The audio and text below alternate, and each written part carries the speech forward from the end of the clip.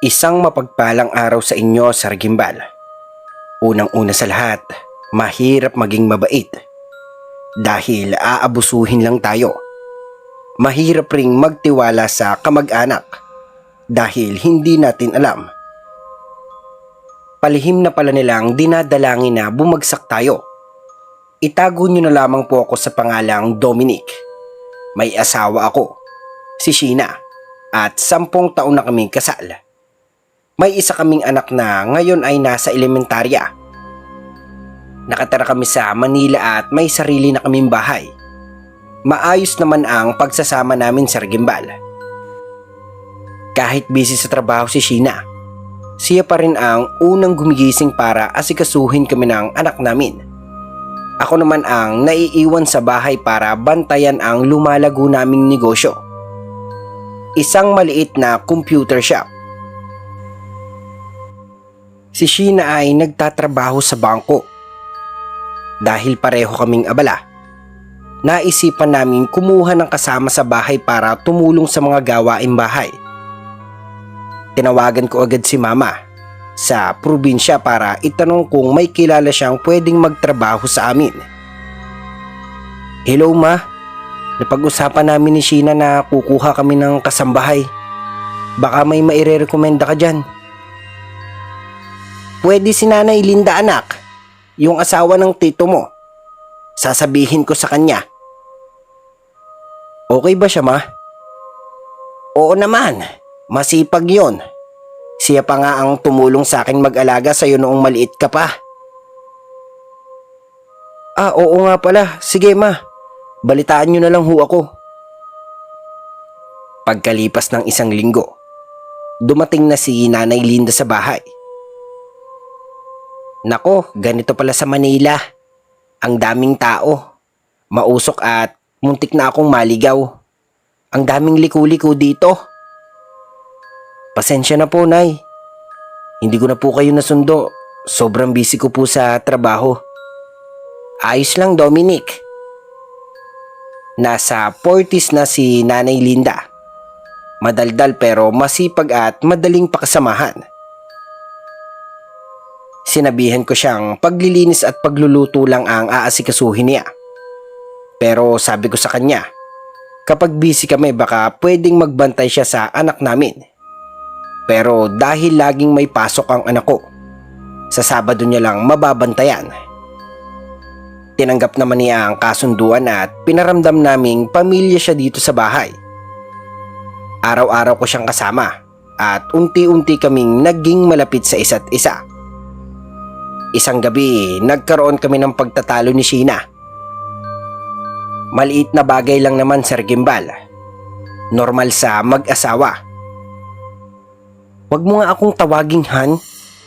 Ang tagal kong naghintay. Ni isang reply wala ka. Busy ka pala sa paglalaro, buti nasundo mo pa ang anak natin." "Sorry na, Han. Akala ko 3:00 pa lang. Pagtingin ko 6:00 na pala. Hindi ko na namalayan." "Lagi ka na lang may dahilan. Sa susunod, mag-grab na lang ako. Ayoko nang naghihintay." Niyakap ko siya. Pilit ko siyang pinapakalma. Pero sa gitna ng tensyon naming mag-asawa, may narinig akong 3 sunod-sunod na katok sa pinto. "Dominic."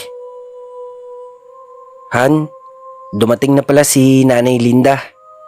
Halika, ipapakilala kita." Sabi ko kay Sheena. Napansin ko namang unti-unti na ring lumalambot ang pakikitungo niya sa akin. "Ano ba yung naririnig ko kanina, Dominic? Parang nagtatalo kayo." "Konting tampuhan lang po, Nay. Normal lang naman sa mag-asawa." "Hay nako, sabihin mo lang kung pinapahirapan ka ng asawa mo at isusumbong ko yan sa mama mo." "Naku, Nay, huwag naman ho. Ako po talaga ang may kasalanan. Hindi ko ho siya nasundo sa tamang oras." "Kahit na, dapat ang babae ang laging marunong umintindi sa lalaki." Napatahimik si Sheena. Pero alam kong hindi dahil sa galit. Nahihiya lang siyang magsalita kapag may ibang tao lalo na't nakakatanda. Isa yan sa mga hinangaan ko sa kanya, ang respeto niya sa iba. Pero kapag napuno siya, para siyang leon na bumubuga ng apoy sa gimbal. Ilang saglit pa, binasag ni Sheena ang katahimikan. Nay, kamusta ho pala ang first day niyo dito? Hindi siya pinansin ni Nanay Linda, kaya ako na ang nagsalita. Nay, tinatanong ka po ni Sheena. Ano nga ulit ang tanong mo, Iha? Kung kamusta ho ang unang araw niyo dito sa bahay? Ayos lang naman. Magaan lang naman ang mga gawain ko dito. Dominic, kayang-kaya ng kahit sino, pati ng asawa mo. Dati sa probinsya, kahit may trabaho ako, nagbabantay pa ako ng anak namin. Nagluluto at naglalaba. Napagsasabay-sabay ko naman. Hindi ko lang alam kung bakit nahihirapan ng asawa mo. Bahagyang ngumiti si Sheena bago sumagot ng mahinahon. Pasensya na ho, Nay. Sobrang busy po kasi talaga sa trabaho pero nagtutulungan naman kami dito sa bahay. Ayokong puro trabaho lang ang asawa ko. Gusto ko ring makatulong at hindi aasa lang. Sayang naman ho ang pinag-aralan ko kung sa bahay lang ho ako mabubulok. Ramdam ko ang tensyon sa pagitan nila. Pareho silang may punto. Pero halata mong pinipilit pa ring magpakumbaba ng asawa ko. Ay, nung panahon namin, hindi naman ganyan. Ang babae talaga ang taong bahay. Sila ang nag-aalaga sa mga anak at asawa. Iyon ang responsibilidad nila. Pasensya na ho, Nay. Panahon nyo pa po yun. Ilang taon na rin po ang lumipas. Sa panahon ngayon, kung kaya ng lalaki, kaya rin po ng babae. Saglit na natahimik si Nanay Linda. Nay, ano nga ho pala ang niluto nyo? Paksiw. Naalala ko, paborito mo yun noong bata ka pa. Oo nga po. Madalas pa nga akong makikain sa bahay nyo noon. Sabay-sabay na kaming pumunta sa hapagkainan. Habang kinukuha ng asawa ko ang plato at kubyertos para sa akin, biglang inunahan siya ni Nanay Linda at siya ang nag-abot nito. Mabait naman talaga siya sa gimbal. Pero ang napag-usapan namin ni Nanay Linda, kapag gabi ay magpapahinga na siya at kami na ang bahala sa mga gawain. Subalit kahit 10 oras na ng gabi, hindi pa rin siya tumitigil sa pag-aasikaso sa amin. Anak, okay na ba tong kanin mo? Okay na to, Mami. Thank you po. Pero bakit hindi niyo binigyan si Daddy gaya ng dati? Nagkatinginan na ng asawa ko at si Nanay Linda. Saglit ang katahimikan bago ako nagsalita. Anak, si Nanay Linda ay kamag-anak din natin. Simula ngayon, tatawagin mo siyang Lola. Siya ang kasama natin dito sa bahay. Ang tanda ko naman para tawaging Lola. Wala pa akong 60. Nanay na lang ang itawag mo sa akin. Tumango ang anak ko at ngumiti. Kinaumagahan, gaya ng nakasanayan, maagang nagising ang asawa ko para magluto ng almusal at ihanda ang baon ng anak namin. Nagising na rin ako sa gimbal at sinundan siya sa kusina para sana samahan o tulungan. Pero pagdating ko roon, nakita kong si Nanay Linda na ang abalang-abala sa pagsasangag ng kanin at pagluluto ng ulam. Narinig ko ang mahinahong pakikipag-usap ng asawa ko sa kanya. Anay, ako na po dyan. Umagang-umaga, mapapagod ho kayo. Nakakahiya naman po. Di ba may trabaho ka, madam? Ako na para makapaghanda ka pa. Kahit po, ako nanay. Ganito naman talaga po ang ginagawa ko tuwing umaga. Ganun ba? Habang iniaabot niya ang hawak niyang sandok, nahulog ito sa sahig. Stainless kasi ang gamit namin kaya sobrang lakas ng kalabog. Sa lakas ng tunog, nagising pati ang anak namin. Ma, ano pong nangyayari? Wala anak, nahulog lang yung sandok. Matulog ka pa. 4:00 pa lang. Sige ma, gisingin mo na lang ako mamaya. Bumalik sa kama ang anak namin. Lumapit ako sa asawa ko at dahan-dahan ko siyang niyakap mula sa likod. Good morning, Han. Napatingin si Nanay Linda sa amin at hindi nakatiis. Umagang umaga, landian agad. Kung nagluto na lang kayo, sayang ang oras niyong mag-asawa kung ganyan palagi sa umaga. Sir Gimbal, wala naman akong nakikitang masama sa ginagawa ko. Asawa ko si Sheena. Isang simpleng yakap at pagbati ng good morning. Para sa akin, maliit na bagay yon pero malaking tulong sa pagpapatibay ng relasyon. Pero si Nanay Linda, parang na-misinterpret niya ang lahat. Hindi ko alam kung may mali ba sa pag-aalaga ko sa asawa ko o sadyang iba lang talaga ang pananaw niya sa mga bagay-bagay. Pagkahatid ko sa anak namin sa paaralan at sa asawa ko sa trabaho,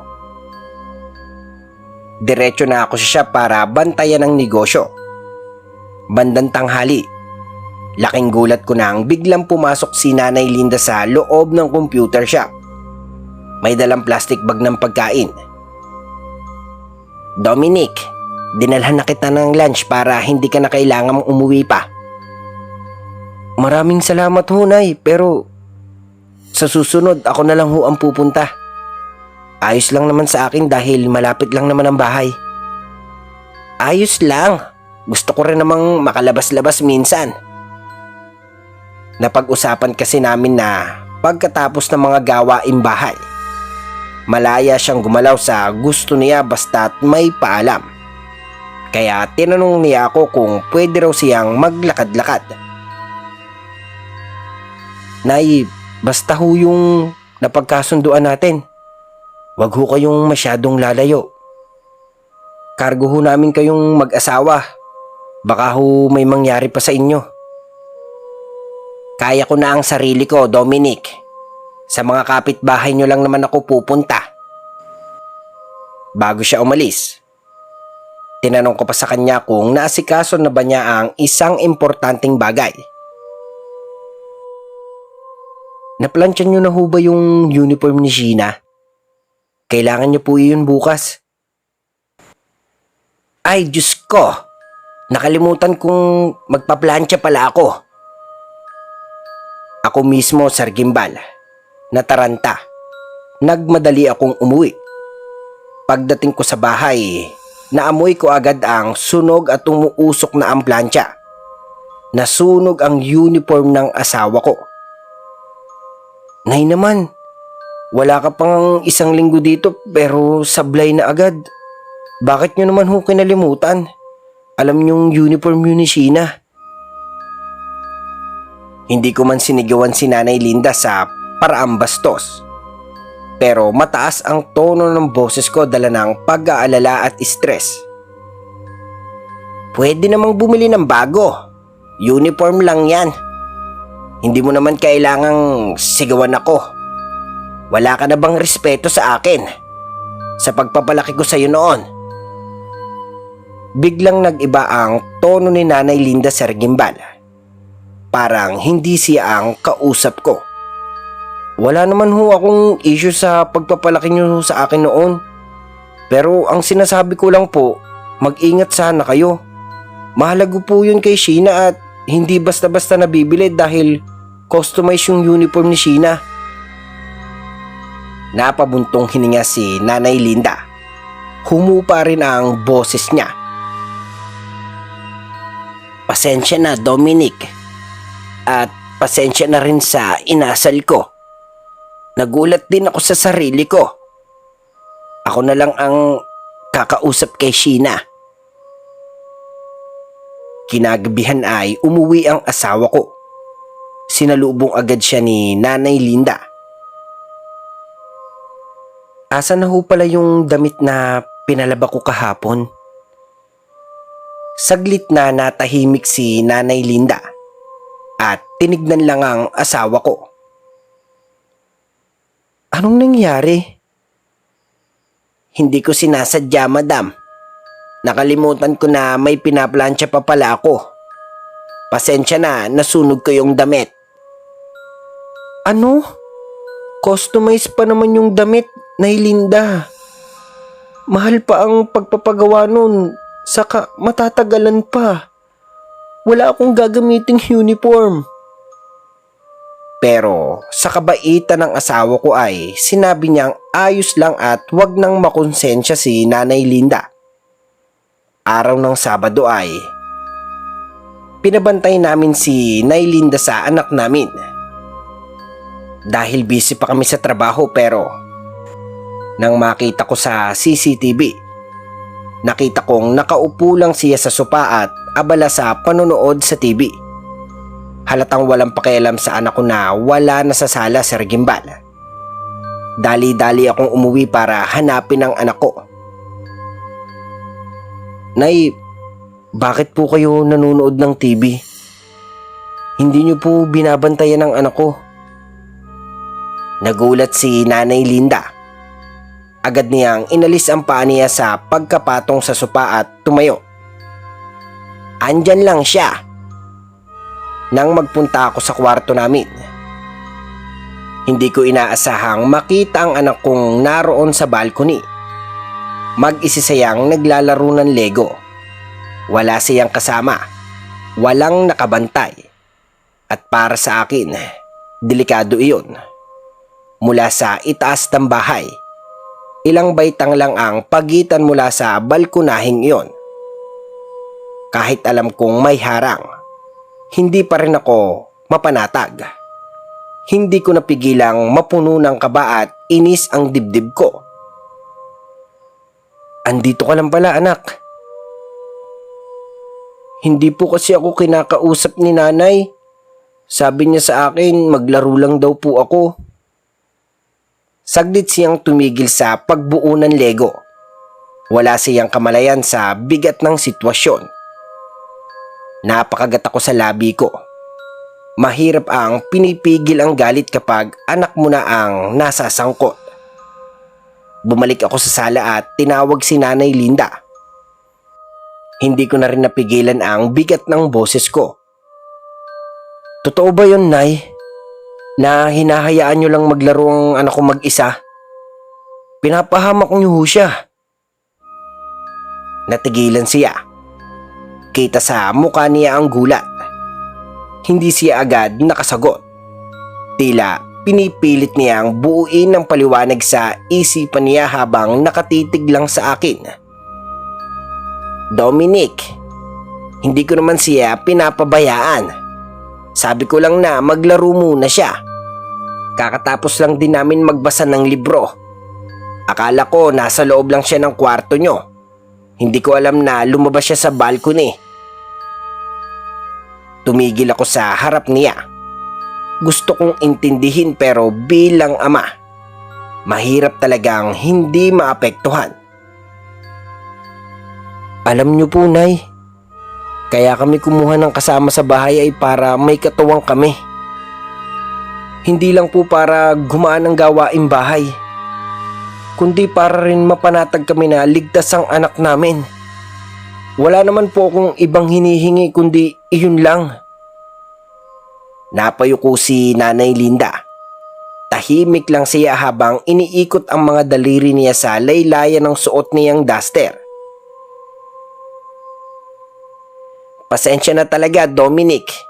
Hindi ko sinasadya. Aaminin ko, napasarap ako ng panonood kanina. Kasalanan ko. Hindi ko na-check kung nasaan siya. Tumango ako. Sa kabila ng inis ko. Alam kong hindi niya sinasadya. Pero importante ring malaman niya ang bigat ng tiwala namin sa kanya. Hindi ko po kayo sinisisi, Nay.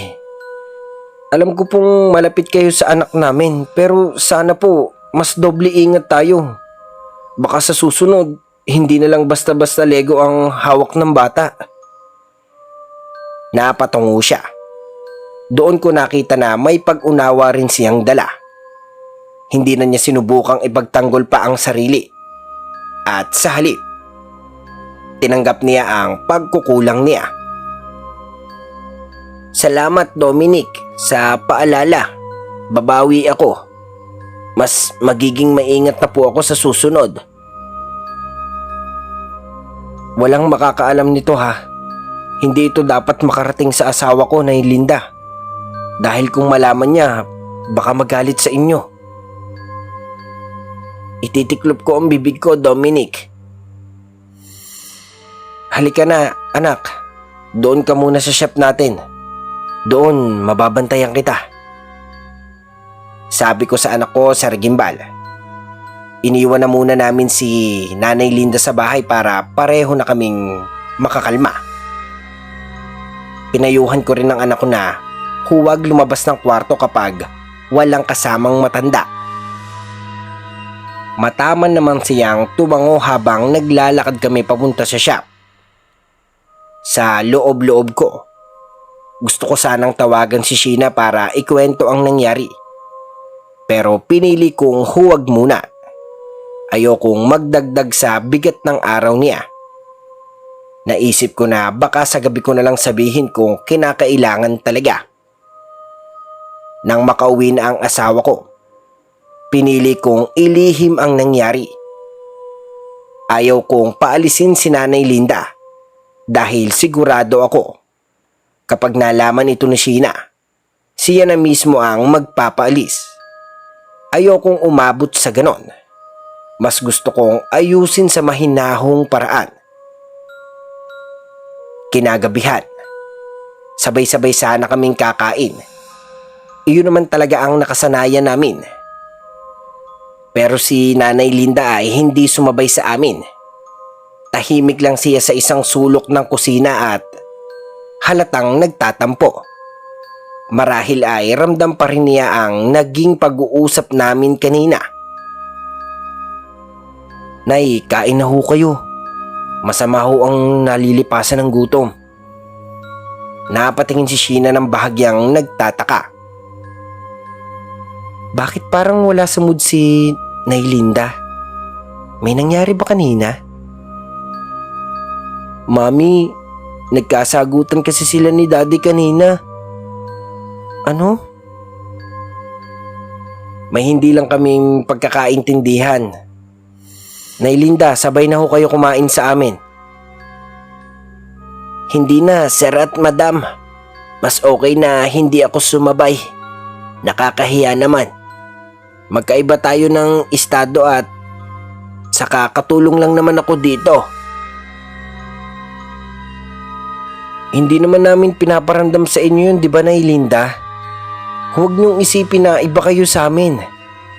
Tinuturing namin kayong parte ng pamilya. Kung talagang pamilya ang turing mo sa akin, Dominic, edi sana hindi mo ako sinisigawan. Sana pagbigyan mo ako kung gusto kong magpahinga.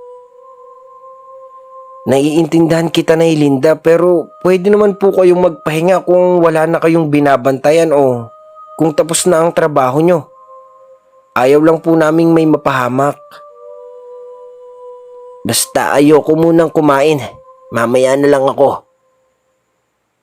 Hindi namin siya pinilit, Sir Gimbal. Nakita ko sa mga mata niya na ang sama-sama ng loob niya. Kaya't nagpa siya kaming hayaan muna siya. Pero kinaumagahan, tumawag si Mama mula sa probinsya. Hindi ko inaasahan ang maririnig ko mula sa kanya.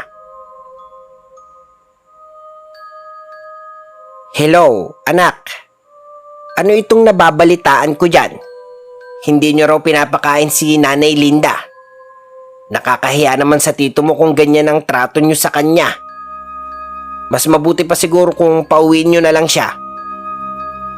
Ha? Ma? Anong sinasabi niyo? Kahit itanong niyo pa kay Nanay Linda, tinuturing namin siyang parang pamilya na rin namin. Siya mismo ang nagsabi sa akin. Minsan pa raw sinisigawan mo siya. Umupo lang daw siya at nanood ng movie, pinagbabawalan mo na agad. Medyo nainis ako, Sir Gimbal. Hindi ko maintindihan kung bakit kailangang baliktarin ni Nanay Linda ang kwento. Hindi naman kami ganon. Wala kaming masamang intensyon. Ang gusto lang namin ay maayos ang samahan sa bahay. Kaya nga namin siya kinuha. Hindi lang dahil sa tulong na kailangan namin, kundi rin para may makasama siyang pamilya sa Maynila. Pero bakit ganon? Sa kabila ng lahat, kami pa ang pinapalabas na masama. Sa totoo lang, napakabait na nga namin sa kanya. Madalang siyang pagalitan kahit may pagkukulang. Pinapakiusapan lang. Hindi pinagsisisigawan. At kung pagsasabihan man, hindi para ipahiya, kundi para matuto. Sir Gimbal, hindi ko alam kung ako ba ang may pagkukulang bilang amo o siya ang hindi marunong makisama. Pero isang bagay ang sigurado ko. Sa bahay na ito, hindi siya kailanman tinrato bilang katulong lang. Ang tingin namin sa kanya ay pamilya. Kaya masakit na sa kabila ng lahat, kami pa ang napagsuspetsahan. Ma, hindi mo alam ang buong kwento. Napagalitan ko siya dahil hindi niya binabantayan ang apo mo. Hinahayaan niya mag-isa sa balcony ang anak namin habang siya ay nanonood lang ng TV. Parang walang pakialam. Paano kung nahulog ang anak ko? Sino ang sisisihin ko, ma? Walang iba kung hindi siya, ma. Hindi ko alam, anak. Kung ano man ang hindi niyo pagkakaintindihan ni Nanay Linda, sana maayos niyo na. Kasi kung papabalikin lang siya dito sa probinsya, baka araw-araw lang silang magbangayan ng tito mo. At least dyan, kampante kami na nasa maayos siyang kalagayan. Okay, ma. Pwede bang i-explain mo sa iba na hindi kami ganun, katulad ng sinasabi ni Nanay Linda? Dahil sobra-sobra na nga ang malasakit namin sa kanya. Pagkatapos ng pag-uusap namin ni Mama, pinuntahan ko si Nanay Linda sa kanyang kwarto. Gusto ko sana siyang kausapin ng masinsinan. Nakailang katok na ako pero hindi pa rin siya sumasagot. Kaya ginamit ko na ang susi para buksan ang pinto. Nagulat siya nang makita niyang binuksan ko ang kwarto niya. Pati ba naman pagpapahinga ko, istorbo pa. Saka privacy ko to. Hindi man lang kayo kumakatok o tumatawag. Pasensya na, Nay. Ilang beses na po kasi akong kumakatok pero hindi po kayo sumasagot. Ano naman ba ang iuutos mo sa akin, Dominic? Nagulat ako, Sir Gimbal. Sa tono pa lang ng tanong niya, parang pabalang at may pang-aalipusta. Parang ang dating pa ay nakakahiya na umutos. Gayong gusto ko lang naman siyang kausapin. Wala ho akong iuutos sa inyo. Gusto ko lang sana itanong kung bakit kailangan niyong gumawa ng kwento sa probinsya. Nasisira po ang pangalan ko roon. Kailan niyo po ba naramdaman na masama ang trato namin sa inyo? Hindi ko na kailangan magpaliwanag. Saka matanda na ako. Bakit niyo ba ako tinuturuan kung ano ang sasabihin ko sa iba? Kayo, mga bata pa kayong mag-asawa. Papunta pa lang kayo sa realidad ng buhay. Pabalik na ako. Ano hong kinalaman yun sa tinatanong ko? Kahit ho mas matanda kayo sa amin, dapat ho may respeto pa rin kayo. Lalo na't pinapasahod ho namin kayo ng asawa ko. Biglang nag-iba ang reaksyon ni Nay Linda. Sinusumbat mo yung sinasahod ko. Sa pagkakaalam ko, Kayo ang may kailangan sa akin. Ang mama mo pa nga ang namilit sa akin na maging kasambahay nyo. Kaya dapat magpasalamat na lang kayo dahil pumayag ako. Hindi na kayo makakahanap pa ng katulad ko. Nay, ang gusto ko lang naman sana ay maayos natin ang samahan natin dito sa bahay. Ayoko ng ganitong may lamat sa loob ng bahay. Tahimik siya sandali. Tila lumambot ang kanyang mga mata at napabuntong hininga. Kung iyan ang gusto mo, pabawi na lang ako. Pasensya na sa mga nasabi ko, galit lang talaga ako. Biglang nagbago ang ihip ng hangin, Sir Gimbal. Mula sa tensyon, tila unti-unting lumawag ang pagitan namin. Naging maayos ulit ang samahan namin ni Nay Linda. Inobserbahan ko siya sa mga sumunod na araw. Mas naging tahimik siya, mas alerto sa mga gawain at mas maalaga sa anak namin. Mas naging malapit kami sa isa't isa. Pero sa totoo lang, hindi ko pa rin maiwasang magduda kung totoo ba ang pinapakita niya o panlabas lang. Isang araw, nagpaalam siyang mag-zumba. Wala rin naman siyang trabaho noon dahil holiday at sa bahay lang naman si Sheena. Nagpunta kami sa mall para mamili at inaya namin siyang sumama pero tumanggi siya. May a-attendan daw siyang Zumba session. Pagka-uwi namin galing sa mall, dala pa nga namin ang mga pasalubong naming pagkain para kay Nay Linda. Pero kahit maggagabi na, wala pa rin siya. Tinawagan ko siya pero hindi siya sumasagot. Wala rin siyang paalam kung hanggang anong oras siya babalik. Maya-maya bumukas ang main door. Nakita namin si Nay Linda na pumasok. Suot ang ilan sa gamit namin. Suot niya ang cap ko, damit ng misis ko, sapatos din ng asawa ko. Pero ang nakakapagtaka, suot niya ang medyas ng anak ko. Pambata, halatang hindi niya sukat. Nagkatinginan kaming mag-asawa. Hindi namin alam kung matatawa ba kami o mangingilabot. Hindi naman siya nagpaalam na may hihiramin siyang gamit. Gano'n niya na ba katagal na ginagawa ang ganito? Iniisip ko, paano kung paulit-ulit niyang ginagamit ang mga gamit namin nang hindi namin alam? Tapos ibabalik niya lang ng walang pasabi. Sir Gimbal, hindi naman ako maramot. Kung gusto niya, pwede naman siyang humingi. Sasabihin ko pa. Ibigay na lang namin kung kailangan niya talaga. Pero yung basta-basta na lang na kukuha at susuot ng hindi nagpapaalam, parang hindi na tama yun. Hindi lang ito tungkol sa gamit, kundi sa tiwala. Nay, bakit hindi po kayo nagpapaalam na manghihiram kayo ng gamit? Daddy, medyas ko po yan, di ba?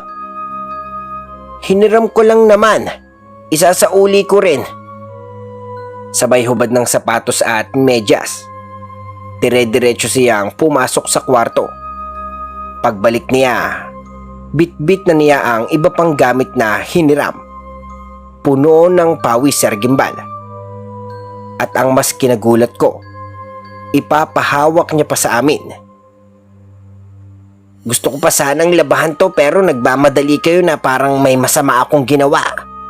Nanghiram lang naman ako. Sabi pa niya, halatang may tampo. Inirapan siya ng asawa ko at halata ring nawirduhan sa inasal ni Nay Linda. At bago pa kami makapagsalita ulit, bigla na lang siyang sumigaw. Oh, ito na! Sabay tapo ng mga pawisang damit sa lamesa. Nay Linda, dapat po talaga nagpapaalam kayo. Kahit naman magpaalam ako, hindi nyo rin ako pagbibigyan. Totoo po ba na ito lang ang hiniram nyo? Pinagbibintangan mo ba akong may kinuha pa? Ang bata-bata mo pa pero ganyan ka na mag-isip. Tama na, Han. Hayaan na lang natin si Nailinda. Baka may pinagdadaanan lang siya. Paano kung hindi lang damit ang kinukuha niya? Paano kung mga alahas at pera natin na nakatago sa kwarto? Baka binabawasan niya na ng hindi natin alam. Hindi, Han. May CCTV naman tayo. Pero pagkatapos noon, halata na si Nanay Linda ay may tampo pa rin. Parang kami pa ang may kasalanan. Hindi na niya kami kinikibo. Tahimik lang siya pero ramdam mo ang malamig na presensya niya sa bahay. Alam mo, Sir Gimbal, mahirap talaga ang tumira sa iisang bubong kung may tampuhan. Lalo na kung ang kasama mo ay parang may karga na galit pero ayaw namang sabihin kung ano. Kaya bilang nakikipagkapwa at pagpapakumbaba, binaba na rin namin ng asawa ko ang pride namin. Binigyan na lang namin siya ng mga damit para hindi na siya manghiram ng palihim. Hindi pa ba yon malasakit, Sir Gimbal? Hindi pa ba sapat yon na basihan na para mapagtanto niya na hindi kami masama? Pero sa kabila nito, ginagawa pa rin niya kaming kwento sa probinsya. Para bang kami pa ang nananakit. Kami pa ang nagpapahirap sa kanya. Kinabukasan, nagkaroon kami ng bisita. Mga kamag-anak sa side ni Sheena. Kasama ang biyanan ko. Bagong pasok pa lang sa bahay. Sabay upo si Nailinda sa sala. Kahit sinabi ko na sa kanya na maghanda muna ng merienda. Parang hindi niya ako narinig. Nakipagkwentuhan pa siya agad sa mga bisita namin. Linda po, ako po yung kasama nila dito. Ah, ikaw pala yung kinakwento ni Sheena. Akala ko dalaga ka pa pero parang magkaedad lang tayo. Ah, kinukwento niyo po ba na masipag? Kasi halos ng gawain sa bahay ako po talaga ang gumagawa. Saka bata pa po ako. Pwede pang mag-asawa. Wala ka pang asawa? Meron na po, madam. Kaso nasa probinsya. Pero sabi nila dapat daw may ibang asawa din sa Maynila. Pero biro lang po. Sabay tawa. Halak-hakan silang lahat. Parang magkakaibigan na agad. Sige, pupunta muna ako sa kusina. Mag-enjoy lang kayo dito. Itong si Dominic, yung tito niya ang naging asawa ko. Joke lang yung kanina, ha? Dagdag pa niya.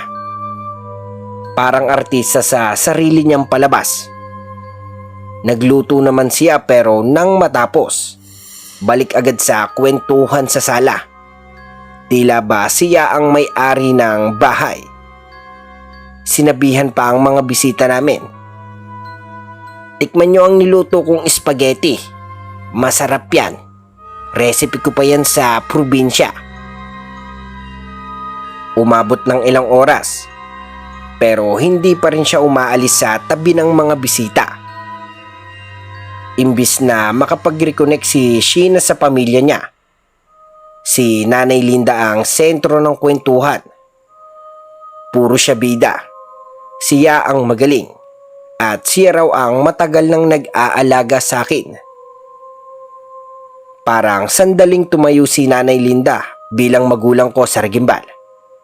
Pinagmamalaki pa niya ako sa mga bisita na para bang siya ang may-ari ng bahay. At hindi lang basta sa harapan ng kahit sino, kundi mismo sa harap ng biyanan ko. Hanggang sa nag-aya ng umuwi ang kapatid ni Sheena. Dahil may kailangan daw itong asikasuhin. Pwede naman dito na kayo matulog eh. Habang tinitignan sila na para bang bahay niya ang aming tahanan. Kailangan na raw talaga umuwi ng anak ko. Sa susunod na lang kami ulit babalik. Magalang pa rin kahit halatang nagulat sa asal ni Nanay Linda. Pagkaalis ng mga bisita, naiwan si Sheena sa kusina. Abalang naguhugas ng mga pinagkainan na dapat sana'y si Nanay Linda ang gumagawa. Dahil bahagi iyon ng kanyang trabaho. Lumapit ako sa kanya. Nay, baka pwede pakasamahan niyo muna si Sheena sa kusina.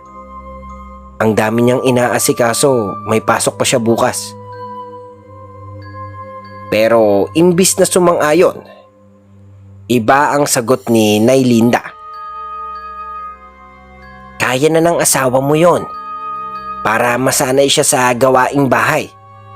Mukhang galing sa mayamang pamilya yung pamilya niya. Kaya pala medyo may pagkatamad ang asawa mo. Napailing ako, Sir Gimbal. Hindi ko talaga akalain na sasabihin niya yon. Lalo't naririnig pa ng anak ko sa tabi. Pero mahinahan ko siyang sinagot. Nay, masipag po si Sheena. Iyon nga po ang nagustuhan ko sa kanya. At ako pa nga po ang kasama niya sa bahay araw-araw. Hanggang pagtulog. Mas kilala ko po kung sino talaga siya. Kaya sana huwag po natin siyang sabihan ng ganyan.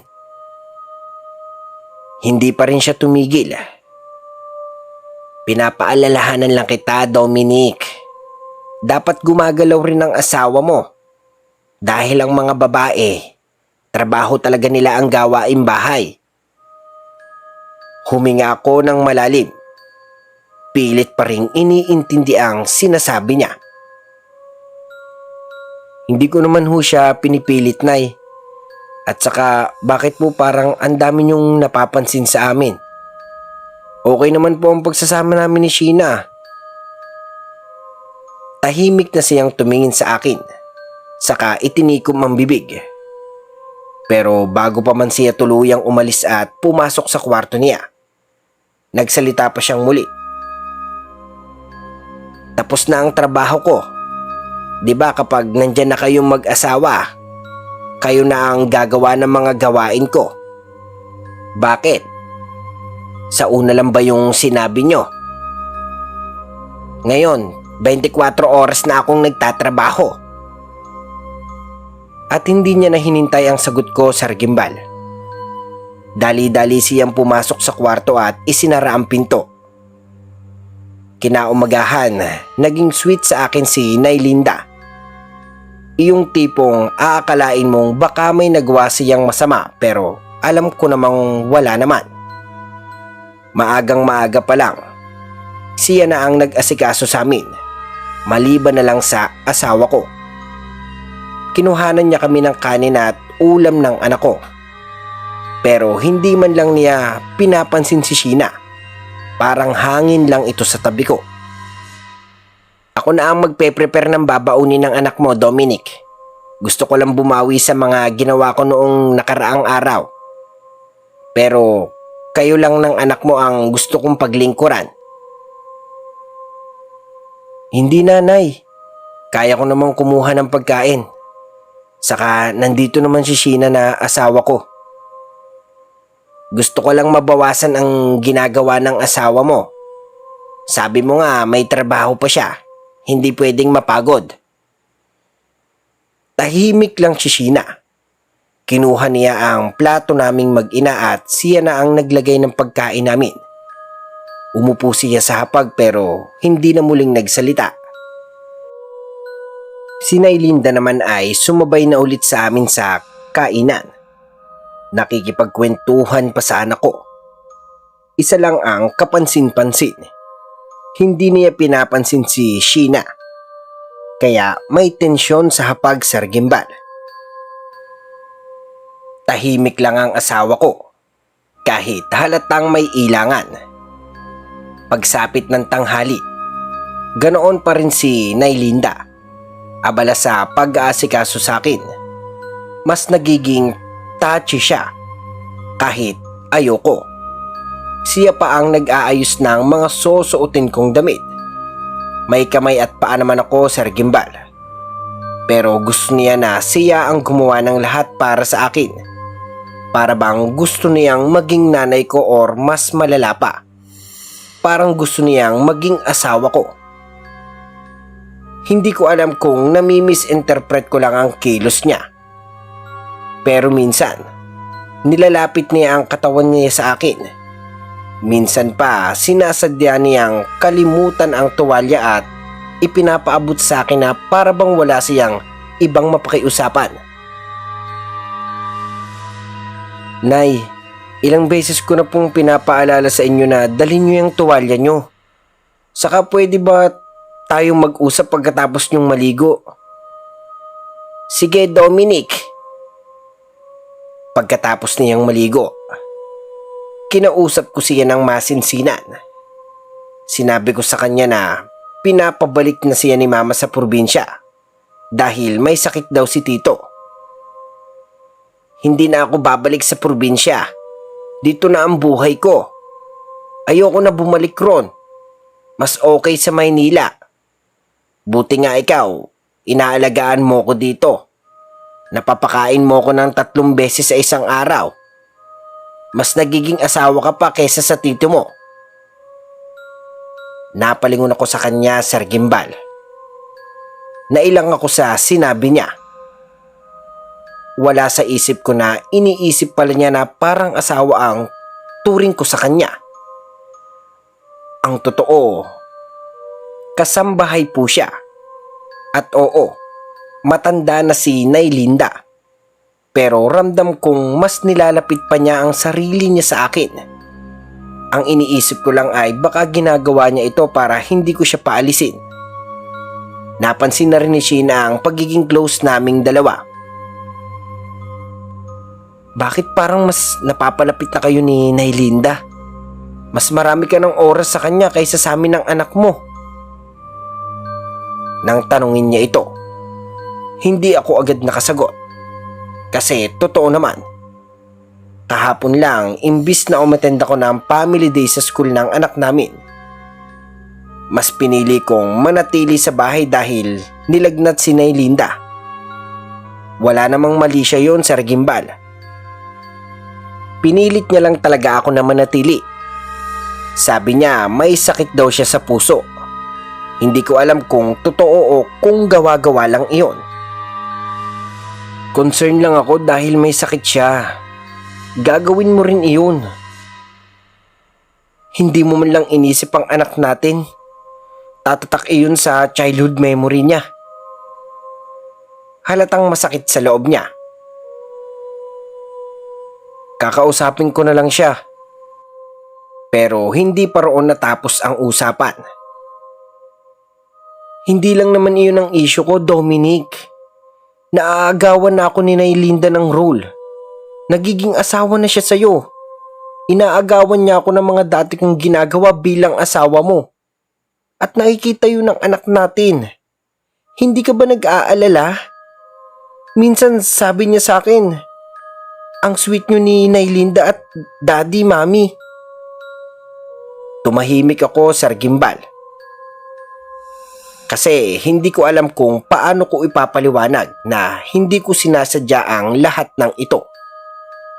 Na hindi ko alam kung mali na ba ang pagiging mabait ko o may ibang ibig sabihin na pala si Nay Linda sa mga ginagawa niya. Han, ano bang iniisip mo? Walang mali siya yun. Matanda na si Nay Linda, pero pinag-iisipan mo pa ng ganyan. Nakakahiya naman may asawa yung tao. Hinahaplos ko ang braso niya habang sinasabi ito. Pero hindi pa rin siya natinag. Huwag kang maging manhid, Dominic. Huwag mong i-deny na parang wala kang napapansin sa mga action niya. Nagiging mapapil na siya. Malayo mo siyang kamag-anak at unti-unti niyang sinisira ang anak natin. Paano mo naman nasabi yan, Sheena? Dahil ikinuwento raw niya sa kapitbahay natin. Nabalitaan ko mismo. Sabi niya mas pinapahalagan mo raw siya kaysa sa amin ng anak mo. Doon ako napatigil, Sir Gimbal. Dahil kung totoo man ang narinig ni Sheena, ibang usapan na ito. Hindi na ito tungkol sa trabaho, kundi sa intensyon. Naku Han, hindi totoo yan. Agad kong tanggi. Kapitbahay natin mismo ang nagsabi. Ang sabi pa sa akin, pinagyayabang daw niya na siya raw ang nagpundar ng bahay na to. Na para bang siya ang may-ari, Dominic. Nagsisinungaling na siya. Hindi ba yan din yung ginagawa niya noon sa probinsya? Sinisiraan niya tayo. Huwag ka naman maging bulag. Halata namang parang may inggit siya. Gusto kanyang angkinin. Paano kami ng anak mo? Kumalma ka lang. Hindi ko naman siya papatulan. Asawa siya ng tito ko. At saka, wala talagang mali siya. Pero kung totoo man ang sinasabi mo, kausapin natin siya. Dali-dali kaming lumabas ng kwarto para harapin si Nailinda. Pero bago pa man namin siya natagpuan, napahinto kami nang makita naming namumutla na ang anak namin. Hawak ang mani sa palad niya. Nanginginig at parang nahihirapan ng huminga. Mami, hindi na ako makahinga. Mahina niyang sabi habang tumutubo ang mga pantal sa buong katawan niya. Nagpanik kami, Sir Gimbal. Dali-dali naming isinugod sa ospital ang anak namin. Sa loob ng ER. Habang inaasikaso siya ng mga doktor, hindi na ako mapakali. Tumingin ako kay Sheena at sabay namin natanong. Paano nangyari to? Paano siya nagkaroon ng mani? Hindi ba't allergic siya doon? Biglang dumilat ang anak naming nakahiga sa kama. Binigay po ni Nanay Linda. Pasalubong niya raw po sa akin. Napalingon si Sheena sa akin nang nanggagalaiti sa galit. Ano? Hindi ba sinabi natin kay Nailinda na huwag niyang bibigyan ng mani ang anak natin? Biglang dumating si Nailinda. Habol ang hininga. Alam niya na ang mangyayari. Pasensya na, madam. Nakalimutan ko kasi. Buti na lang at naagapan pa ang anak ko. Kung may masamang nangyari sa kanya, ikaw ang mananagot. Aalis na lang ho ako. Kung pinagpibintangan niyo ako ng kung ano-ano, mas mabuti pang umalis na lang ako. Maghanap na lang ho kayo ng bagong kasambahay. Narinig ko ang usapan niyo. Hindi ko nilalandi si Sir Dominic. Para ko na siyang anak. Pero pinagpibintangan niyo pa ako. Teka lang, Nailinda. Wala kaming sinasabing ganon. Saka kung gusto niyo akong paalisin, sabihin niyo ng harapan. Hindi yung pinag-uusapan niyo pa ako sa likod ko. Biglang sumabog na sa galit ang asawa ko. Dahil hindi niya nakinaya ang pagmamanipulate ni Nailinda sa amin. Di ba galing na rin sa'yo yan, Nailinda? Ikinuwenta mo sa kapitbahay natin na magiging asawa mo raw si Dominic. Tinarato ka namin na parang pamilya. Pero may bala ka palang sirain ng pamilya namin at ang ang bahay na pinaghirapan naming dalawa. Hindi na nakasagot si Nailinda. Nanginginig ang labi niya pero agad niyang binasag ang katahimikan. Kahit matanda na ako, hindi ibig sabihin ay wala na akong karapatang mahalin. Hindi ibig sabihin na wala na akong halaga. Pero kung sa tingin niyo ay masama akong tao, aalis na lang ako. Nailinda, tanong lang. Nababaliw na ho ba kayo? Pati ang anak namin, dinadamay nyo? Akala ko ba kami ang pamilya nyo? Pero bakit sinisira niyo kami? Aalis na lang ako. Wala kayong kwentang amo. Sinisiraan niyo pa ako. Uunahan ko na kayo.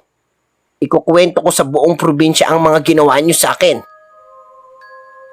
Tumalikod siya. Nangingiyak-ngiyak habang sinara ang pinto ng ospital sa kanyang likuran. Naiwan kaming dalawa ni Sheena sa hallway. Sa totoo lang, Sir Gimbal, doon ko na tuluyang napagtanto na totoo ang sinasabi ng asawa ko. Unti-unti ngang naging mapapel si Nailinda. Hindi lang iyon. Kinokonsensya pa niya kami. Para bang kami pa ang may atraso. Gusto niyang baliktarin ang lahat. Gusto niyang kami ang lumabas na masama. May mga tao talaga, Sir Gimbal, na mapagsamantala. Yung tipong akala mo'y maamo sa simula. Pero kapag nakakuha na ng pwesto, bigla na lang nagbabago. Bigla na lang susubuking kontrolin ang pamilya mo. Nagbago ang tingin ko kay Nailinda, Sir Gimbal. Siya na nga ang may nagawang masama sa anak ko. Pero siya pa ang may ganang magalit. Hindi ko maintindihan kung anong klase ng puso meron siya.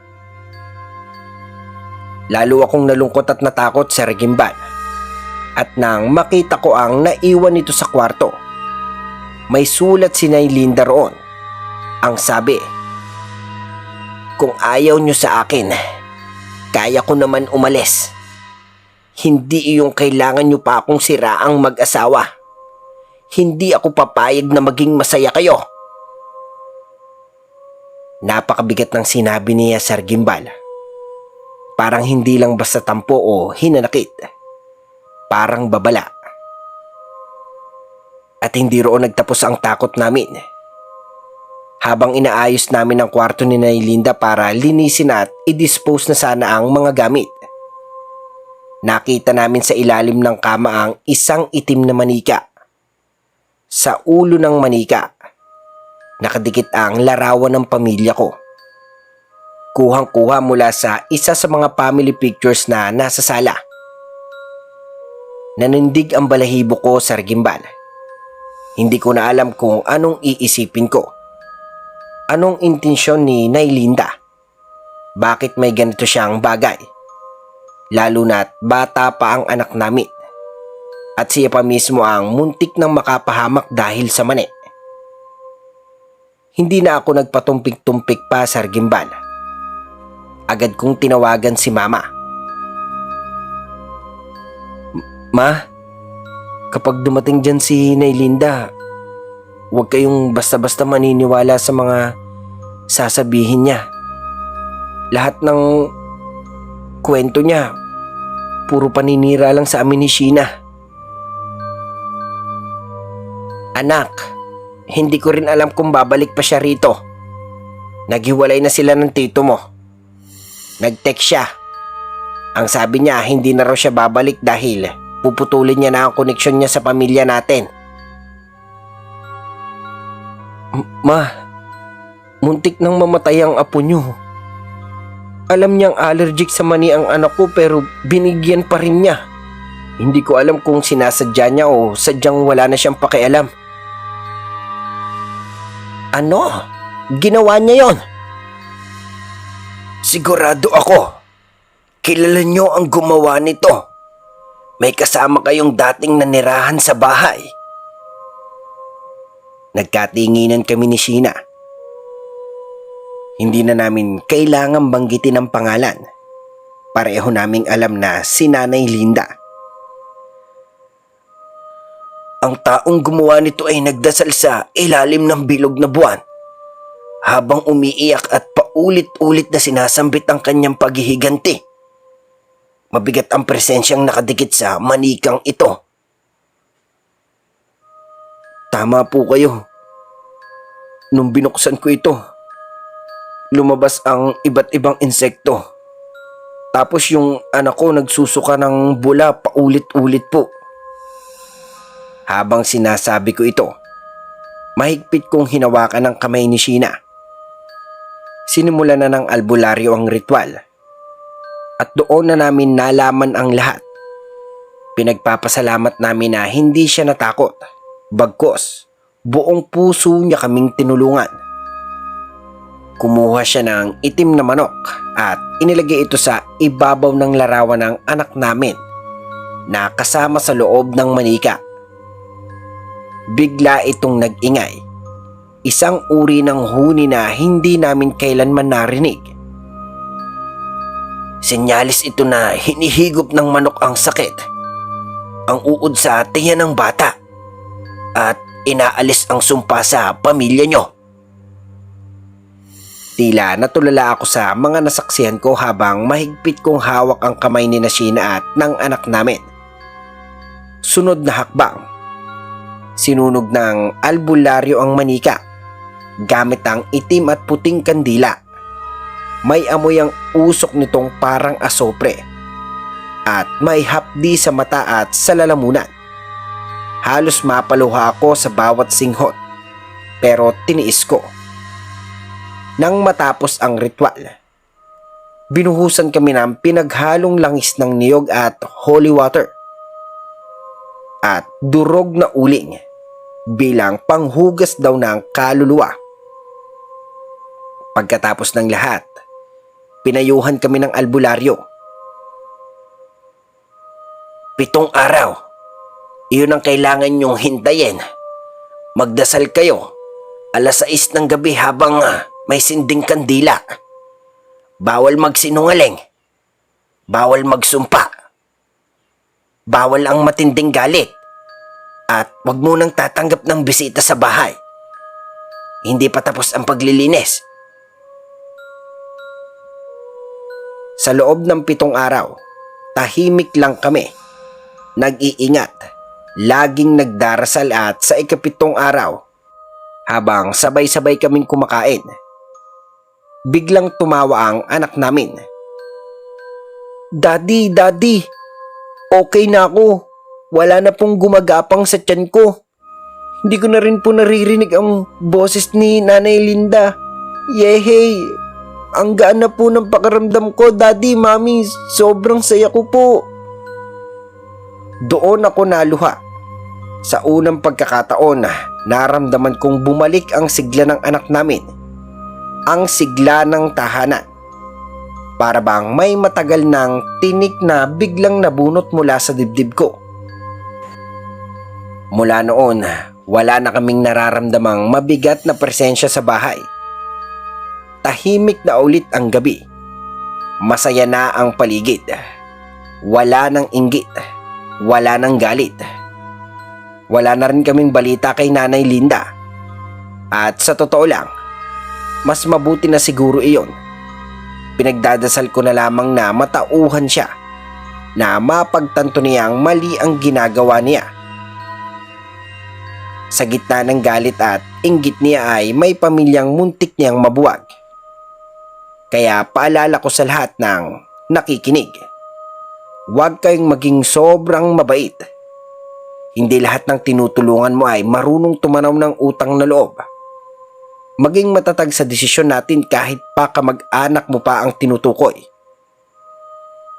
Maraming salamat, Sir Gimbal, sa pagbabasa at sa lahat ng tagapakinig at ingat kayo palagi. At huwag niyong kalimutang manalangin. Dito na nga po nagtatapos ang ating kwento sa ngayon. At sa mga bago pa lamang po at matagal na sa aking channel, nais ko pong magpasalamat sa suporta nyo. Mahal na mahal ko po kayong lahat. At kung bago pa lamang po kayo sa aking channel, huwag nyo na pong kalimutang i-like ang bidyong ito at mag-subscribe na po kayo. I-hit nyo na po ang notification bell button para maging updated kayo sa mga susunod pa nating mga video.